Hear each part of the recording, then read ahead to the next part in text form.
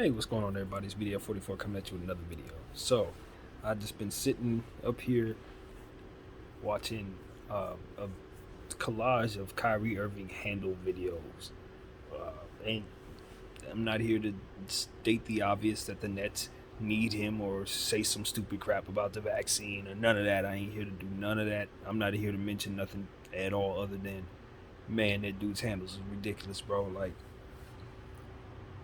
his handling, his finishing, his creating, his ability to create on the fly, um, his timing, his footwork.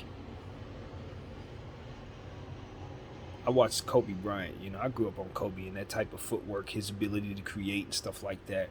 His, you know, just different things that he would do to create space and split double teams and just unfathomable combinations of things that he could accomplish with his footwork.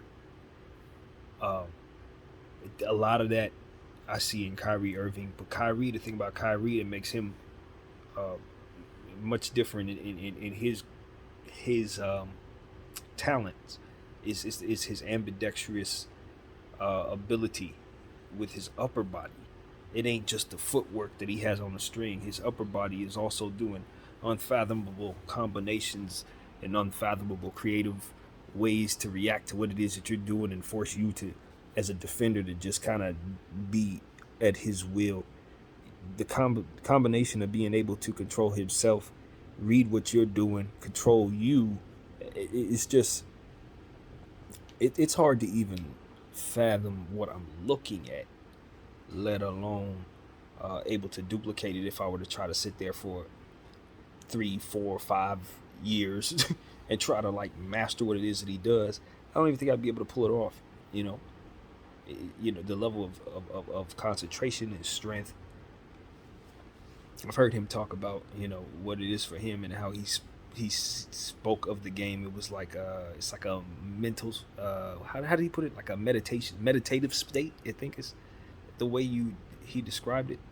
It's like he's in a meditative state when he's playing basketball. It's like he steps into a different spiritual space. I thought that Kobe also did that, even though I don't remember Kobe ever mentioning anything like that. And seeing him play the game, you could clearly see that he was tapping into a different consciousness, so to speak.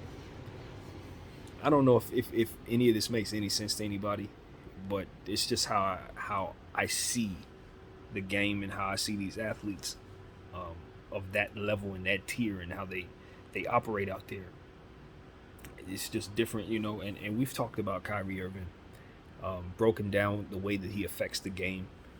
Basketball is such an extremely fluid sport, so even though you can have this attribute or that attribute that could be outer worldly, there are still other aspects of the game that is outside of your control, or maybe that you're not as strong at, or what have you. Those different things apply to every player in every way. But when you talk about just his pure ability to break down people with his dribble and play off the ball, catch and shoot, make himself available and different things, his skill set, his skill level rivals some of the greatest athletes to ever play this game. I really believe that he is one of the most skilled, naturally gifted performers in sports, in my opinion. And there are you have to go to other sports to find people who can do the type of things that he can do. You know what I mean? You ain't gonna find that in the NBA. You have to go outside of that to find the combination of control, creativity, efficiency, speed, um, and it's just so many different other aspects of it to hard to describe. But what I'm seeing out there and watching those highlights is just something that is basically unteachable and borderline unfathomable. So that's what I wanted to say. That's that. As far as the game I can say the game misses Kyrie Irving. Um, you know what I mean? We can break down, if you want me to make a whole nother video talking about the things that he doesn't do so great and all that stuff. I can certainly sit up here and break down how I view that aspect of things. But we just talk about singing somebody's praises and talk about what they can do. I don't think there are 5 players in the league that have their greatest gift be greater than that of the gift of Kyrie Irving's dribbling ability. I don't think so. When you think about Steph Curry's ability to shoot, right? Um, there are other players too. KD's, unwavering, fluid ability to score at all times. Um, that Chris Paul's ability to control the basketball floor and make young players better. Different things, various players' highest points of what it is that he can do great. You know what I mean? I don't know if any of them outdo Kyrie's dribbling ability. The only thing that comes to mind is probably Steph shooting. That's the only thing. But I'm telling you that his dribbling ability is super, super elite. Super elite. And I don't think I'm telling anybody who's familiar with Kyrie Irving anything that they don't already know and believe. It's just unfathomable out there.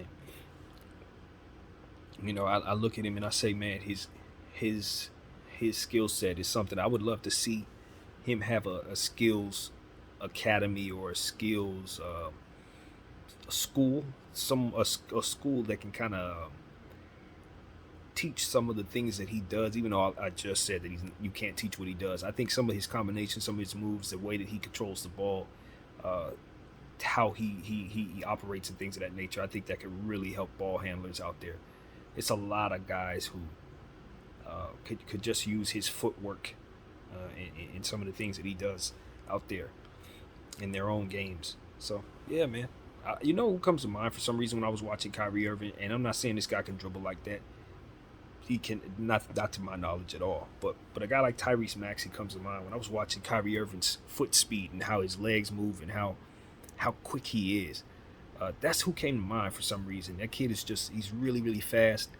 And so on and so forth. So I just see Kyrie Irving's imprint on other players in this league, I guess is what I'm trying to say. You can see guys around the league who've kind of taken some of what Kyrie does and try to incorporate it to their own game. So, yeah, man. Yeah. That's what I wanted to say, man. Hopefully Kyrie Irving can have some favor in New York and maybe things can kind of work out and he can get back on the court. I think it's watching those highlights made me understand just how quickly things can change for the Brooklyn Nets if he gets back into that lineup. With all of the flaws that they may have, and if you watched my video earlier, we talked a little bit about that. But with all that they got going on, I think it's safe to say if you put this guy back in that lineup, they're going right back to the top of the Eastern Conference, right back to the top of the league, and probably will win the championship. So that's something that the Phoenix Suns have to think about, the Lakers have to think about, the Golden State Warriors have to think about, the Milwaukee Bucks. All the teams that consider themselves contenders this year, you must understand that at any moment, Kyrie could just take a shot or things could work out in that way and he gets back on the floor. And I'm telling you, that dynamic, it's all over once again. It's all over. It's all over. That's really what I got to say. Those highlights just reminded me of that truth. I don't think I felt that way necessarily this morning. Just before seeing these highlights, what I'm saying to you is it took those highlights for me to be reminded, truly reminded of how quickly this thing could run away from the league if Kyrie gets back out there. It's that real. I'm just letting y'all know it's that real. But anyway, that's what I got to say, man. My name is BDF44. I thank y'all for watching. I'm out.